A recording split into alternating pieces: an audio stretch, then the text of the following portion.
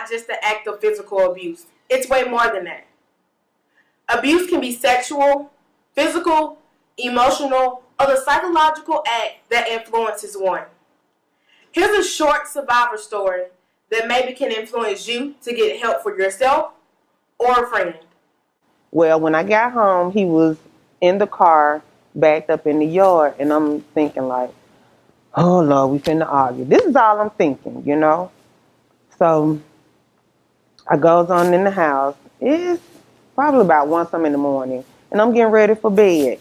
And he came in, and true enough, he started an argument with me. Didn't that truck pass by him? I was like, no, the truck didn't pass. Yes, it did. I said, no, it didn't. You calling me a lie? Yes, it did. I said, no, it didn't. And he pushed me. So I pushed him back, and before anything else could take place, he pulled the gun out and he shot me in my thigh. Well, I fell on the opposite side of my bed, and he walked around and shot me in my back close range. Well, I thought he was going to shoot me a third time. A towel fell over my head, and he was like, move the towel.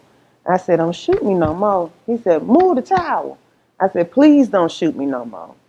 Well, he ended up leaving out the room, and I'm laying there, and I was seriously about to give up because it's 1 o'clock in the morning. Who's going to hear me? You know, my house sits on the corner by itself. So, you know, I was like, I just started praying. I started calling my children names. Well, he came back in, and he was like, well, I know you weren't cheating on me. What about the kids? You know. And you know, at this moment now, I'm playing into his hands because now you done took me by surprise, so I don't know what else may take place. So, you know, I love you. Yeah, I love you too. Well, he ended up getting on the bed. He went to sleep. So when he went to sleep, I was actually able to crawl out the house. My mom lived behind me. So I was trying to crawl to her house, but I got out the back door and I ended up flipping over on my back, and I didn't know how to flip myself back over. And all of a sudden I see the back porch light flicking on and off. I knew then it was him and he was looking for me. And I asked him, I was like, what are we going to do? I said, you know, when the children wake up, they coming straight home, and I do not want them to see this. And he said, I don't know. I said, I tell you what, call your sister, tell her to call the ambulance, and I tell them it was an accident. Well, no, they ain't going to believe it. I said, yes, they are, because that's what I'm going to tell them. So he did it. He told her what I said. She asked to speak to me. And when I said hello, she was like, you going to stick to the store, okay? I said, okay. So he got the phone back from me. And I think he went to the back and changed clothes. And before he left, he ended up leaving the phone by me. And once I heard the car pull off, that's when I called my mom.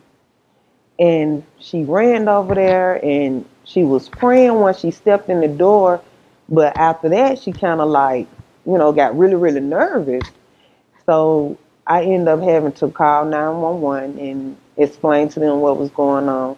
He did plead guilty to attempted murder. He has to serve 25 years. He got to serve 20 straight before he's eligible for good behavior or anything. Now that you've heard that short survivor story, know that anyone can be affected by domestic violence. It doesn't matter your race, your age, your gender, or your sexual orientation. But now I have 3 questions for you.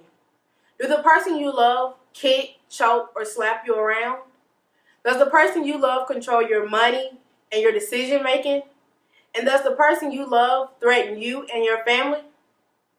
Well, if you said yes to any of these 3 questions, I advise you to get help now.